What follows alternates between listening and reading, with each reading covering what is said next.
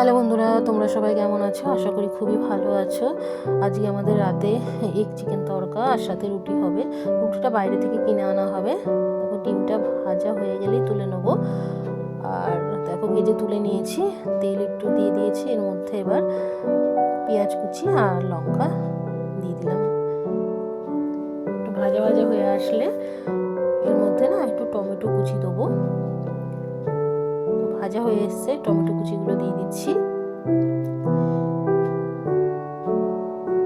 টমেটোগুলো একটু নরম নরম হয়ে এলে চিকেন টুকরোগুলো দিয়ে দেবো।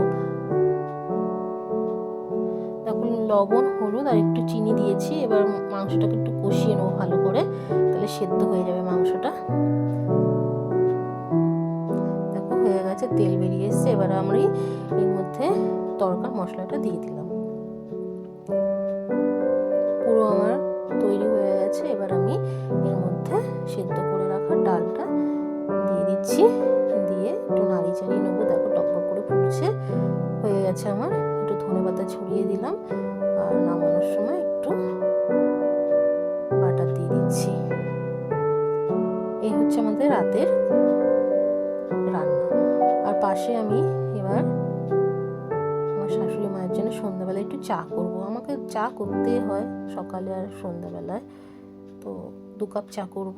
একটা দাদা আসবে, দাদার জন্য রেখে দেবো, আসলে গরম করে দেবো। দেখো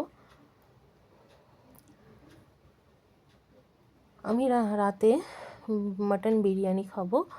পরপর 3 দিন নিরামিষ খেতে হবে। কালকে মঙ্গলবার, আমাদের বাড়িতে নিরামিষ হয়। বুধবারে শিবরাত্রি, বৃহস্পতিবার আবার আমাদের বাড়িতে নিরামিষ হয়।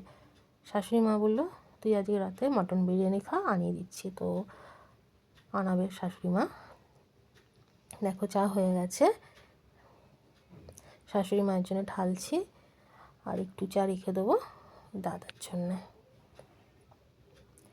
দেখো শাশুড়ি মা খাচ্ছে কেমন করে বিস্কুটগুলো। আসলে ব্যাপারটা হয়েছে, বিস্কুট কোটোর মধ্যে ঢেলেছে, আর বাদ বাকি যে ভাঙাগুলো ছিল না, সেইগুলোই শাশুড়ি মা খাচ্ছে। ফোনে কথা বলছে আর খাচ্ছে, তাই সে খুব ব্যস্ত। এইদিকে তাকানো একটু সময় নেই তার। ছেলের কাপে চা খাচ্ছে, নিজের কাপটা ভেঙেছে, তো বার করা হয়নি। মায়ের জন্য একটা কাপ ঘর থেকে পরে বার করে দেবো। এই যে আমার বিরিয়ানি চলে এসছে, আমি রাতে খাবো এবার মাটন বিরিয়ানি। এরকম মাঝে মধ্যে কেউ একটু বিরিয়ানি এনে দিলে বেশ ভালোই লাগে, বলো? আমার তো মাঝে মধ্যে খাওয়া হয়, এনে দেয় আমাকে। এই যে মটনের পিসটা যথেষ্ট বড় ছিল।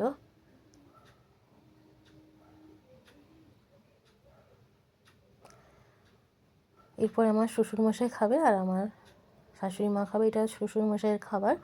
আর দেখো শাশুড়ি মা খাচ্ছে, একটু রুটি খেয়ে নিচ্ছে, তারপরে মুড়ি দিয়ে তড়কা খাবে। আচ্ছা বলো তো, মুড়ি দিয়ে তড়কা কে কে খায়?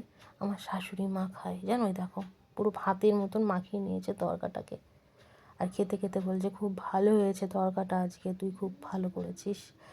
যাই হোক, তোমরা সবাই খুব ভালো থেকো। টাটা।